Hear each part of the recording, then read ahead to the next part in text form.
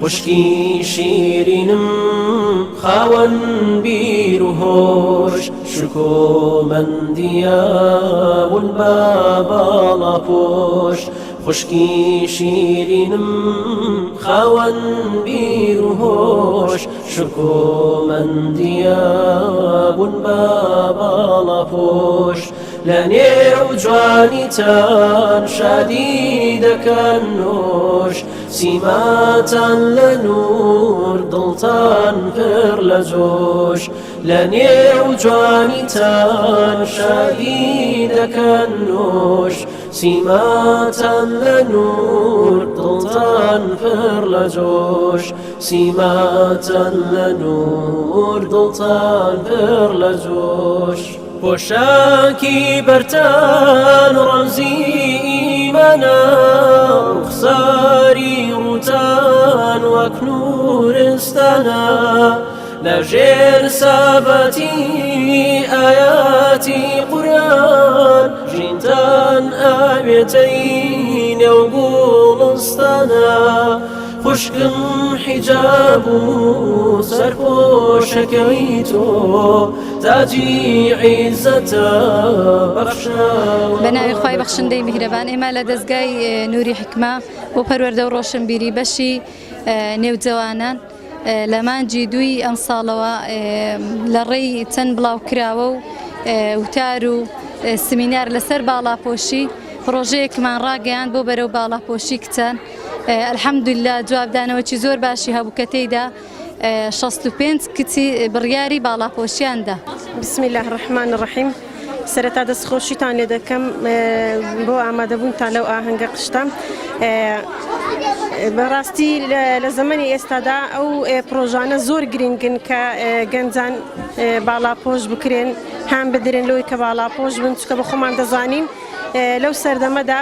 هەموو ڕاگەیاندنەکان لە دووەوەنە کە گەنجان بەلاڕێدا ببن و لە ڕێی تەکنەلۆژیا و مۆبایل و شتانە لاڕێیان بکەن. الحەمدوللا لە دەڤەری سۆرانیش ئەو کۆمەڵە کچە باڵاپۆشە بڕیاری باڵاپۆشیاندا. الحەمدوللا باڵاپۆشی شتێکی زەرورە لە بۆ ئافرەتان بەتایبەت لە ئەو گەنجانە خاستن لەو دەڤەرە چونکە ئینسان ئەگەر باڵاپۆش بوو ڕەوشتی جوان دەبیتن ئاکاری جوان دەبیتن زیاتر دیار دەبی لە ناو کۆمەلگەم و هیوادارین ئەو باڵاپۆشانەش ببنە قدوەیەک لە ناو کۆمەلگەی خۆیان لە هەر شوێنێک بن ئەگەر لە ماڵێ بن لە قوتابخانە بن لە دائیرەکان بن لە هەر شوێنێک بن ببنە قدوەیەک لە بۆ دەوروبەرەکەیان لە بۆ هاوڕێکانیان کە بەکردەوەکانیان تەنها هەر ڕەفتەکە نەبی تەنها هەر باڵاپۆشیەکە نەبیتن لە ڕەوشتیان ڕەنگ بداتەوە لەوەی کە کۆمەلگەکەمان زیاتر ڕوو لە باڵاپۆشی بکات و بە ئاگا بێتەوە لەو فتنە و فەسادێکە لەو سەردەمەدا بڵاوە. ئاوێنەی گوڵزاری پاکی وراتان بەرز و ڕەوشتان خاکی لەگەڵ شنەبای ڕازی ژیانە ویقار و حیشمەت لە خۆتان جوانە ویقار و حیشمەت لە خۆتان جوانە. خوشکم حیجاب و سەرپۆشی سەرت خۆشبەختی ژینە بۆ ڕێی مەحشەرت هەیبەت و قەدرە پۆشاکی بەرت شادی هێنەرە سایە و سێبەرت شانازی بکە کە باڵاپۆشی لە هەردوو دنیا شاد و دڵخۆشی فەرمانی خۆیە خوشی شیرین. سەرتا بەنای خۆی گەورە میرەبەن زۆر سپاسی مامۆستاکانم ئەەکەم کە هەندەرم بن بۆ ئەوەی ئەم بڕیارە بدەم ببم بە باڵاپۆش. ئینشاءڵڵا دوور ئەبین لە هەموو زیانێک و خی گەورە بمان پارێزی و ئینشاءڵڵا بەردەوامیش ئەبین لەسەر ئەوەی کە ئەم لەسکەمان دانەنین. سەرەتا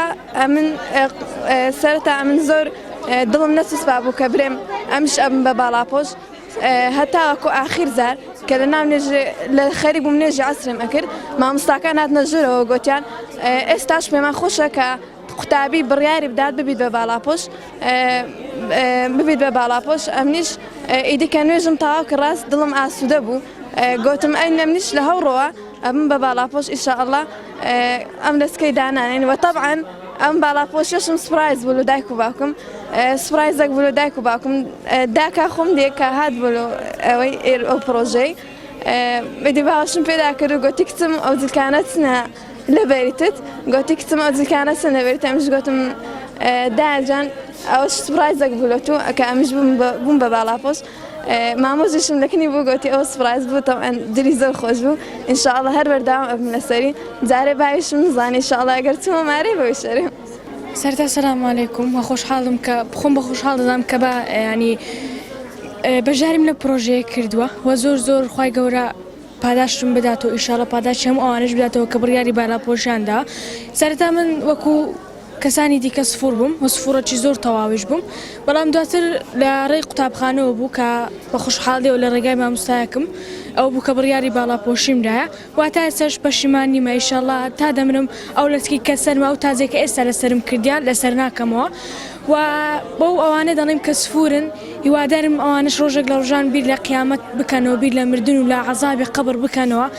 کە زۆر خۆشە بەدەستی پەروەردگارمان صلی الله علیه وسلم کە بچێک پەرداغ ئاوی کەوسەر بخواتەوە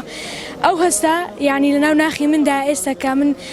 بمرم ئەگەرە من یعنی ئینشاءالله خوای گەورە بەهەش بەنسیبی هەمووانمان دەکات یەک پەرداغ ئاوی کەوسەر هەموو دنیای لۆ من دەینیتن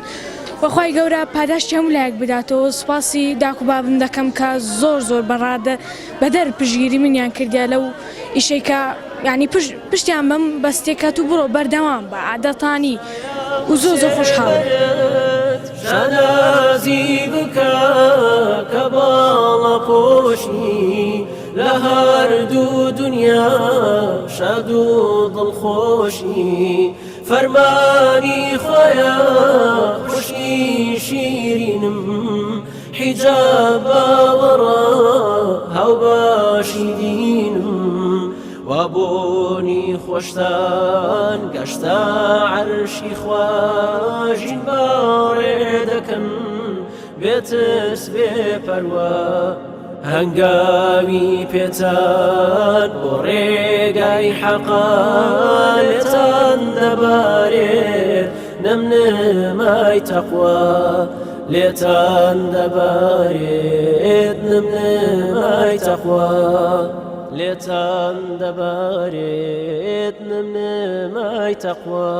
سەرەتا بە ناوی خودای گەورە و میهرەبان دەست پێ دەکەم زۆر سپاسی مامۆستاکان و هاوڕەکان دایک و باوکم دەکەم کە پاڵپشتم بوون بۆ باڵاپۆشی